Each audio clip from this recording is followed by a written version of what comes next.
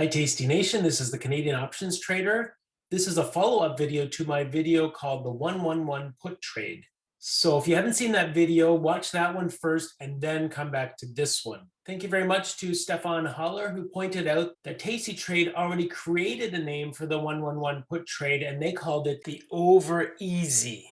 Stefan Haller had some comments on Twitter about this trade, so I'm posting a link to his tweets in the show notes. And Stefan Haller is the author of this book called If You Can Order a Pizza, You Can Trade, a Mechanical Approach to Options Trading. So obviously he really knows what he's talking about. As a follow-up to this video, the 111 put trade, since Tasty's Trade had a study about something very similar called the Over Easy, going way back to 2014, I'll pull that up, and you can see in their study, they found that the Over Easy has a negative P&L expectancy. So over time, if you did this every cycle, you would expect a negative return because you would get blown out by the very rare but large down moves in the market. This is an old study and it hasn't taken into account all the new data they have in SPY, so it'd be nice to see them redo that for SPY. I think this study specifically looked at earnings trades, but they also compared here the Over Easy to the sunny side up. These two trades are very, very similar to what I call the 111 put trade,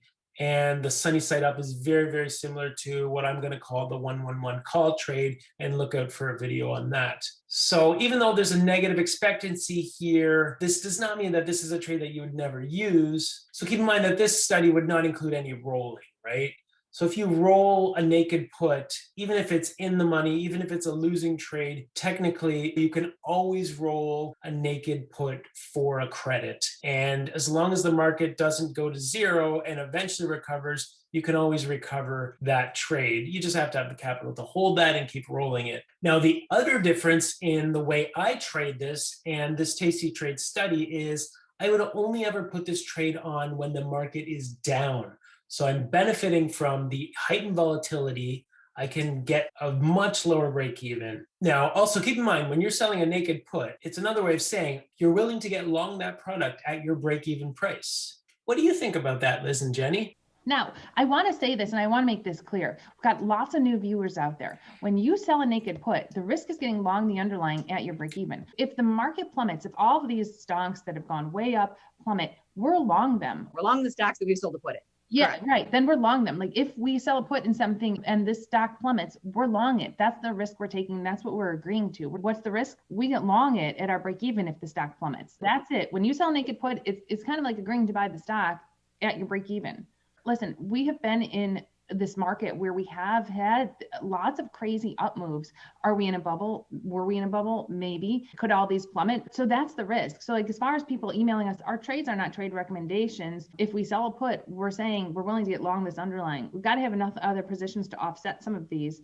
And we do have bearish positions in our portfolio in addition to naked puts. I just want people to be clear, like when you sell put, you're basically saying, I'm willing to get long this underlying at our break-even price. Thank you, Liz and Jenny, for your input. Now, you could question whether or not this trade is a good use of capital, or is it the best use of capital? And that's a valid criticism. But of course, there's always trade-offs you need to make between your probability of profit and the credit you receive and the drawdown you're willing to accept in your account. Now, keep in mind also, as Tasty traders, we should rely on diversification in our account as well. There's multiple types of diversification.